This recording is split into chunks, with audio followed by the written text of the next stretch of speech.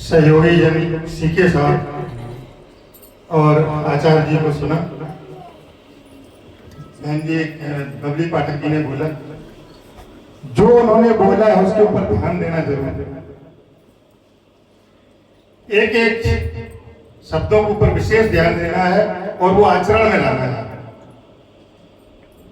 आज 7वां दिन है वर्तमान कथा का, आखिरी दिन है, आज समापन हो जाएगी कथा। तो जो कथा में आपने सुना, तो मैं अपने वचनों के अनुसार मैं उसको आपको बोलना चाहता हूं। क्या करना है, हम इस धरा पे आए हैं, क्यों आए हैं? हमें अगर मानव का शरीर मिला है तो इसका उद्देश्य क्या है? ये उद्देश्य आपको घर में नहीं पता चलता। जब हम भक्तमाल जैसी कथा सुनते हैं तो हमें पता चलता है कि हमारा उद्देश्य क्या है, क्यों मेरा जन्म। तो कथा सुनो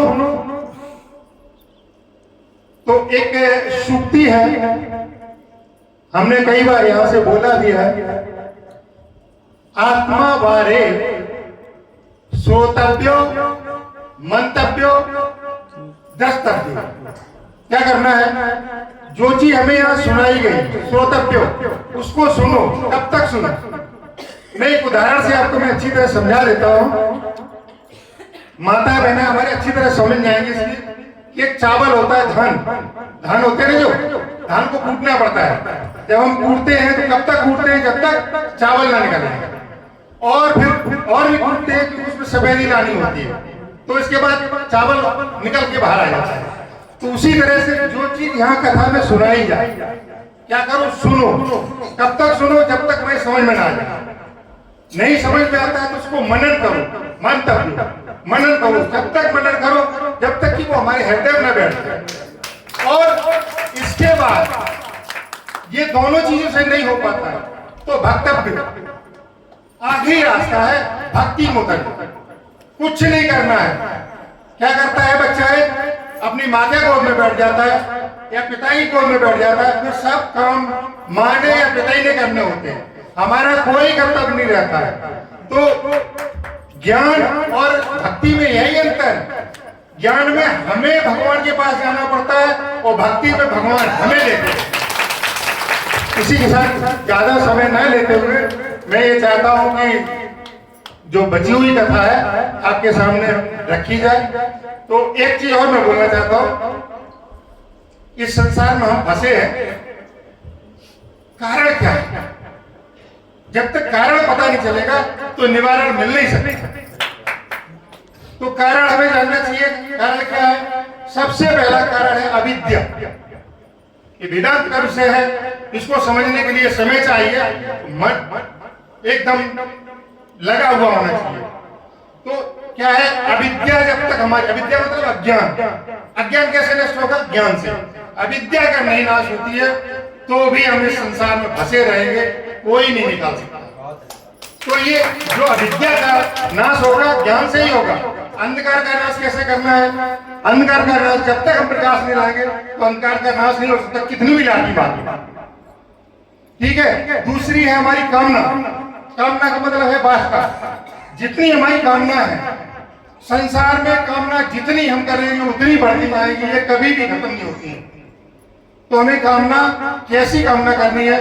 अगर हम मुक्ति की कामना करते हैं वो भी एक कामना है। हम एक शास्त्रों को पढ़ते हैं, शास्त्रों को पढ़ने का तरीका जो है सीखना है, वो भी एक कामना है।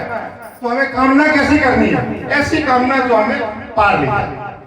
इन कामनाओं से, जो संसार की कामना को कभी पूर्ति नहीं होती, इनकी पूर्ति करनी अगर चाहते हो तो हमें निष्काम भाव से परमात्मा की तरफ जाना पड़ेगा और अपनी कामनाओं को समाप्त करना पड़ेगा।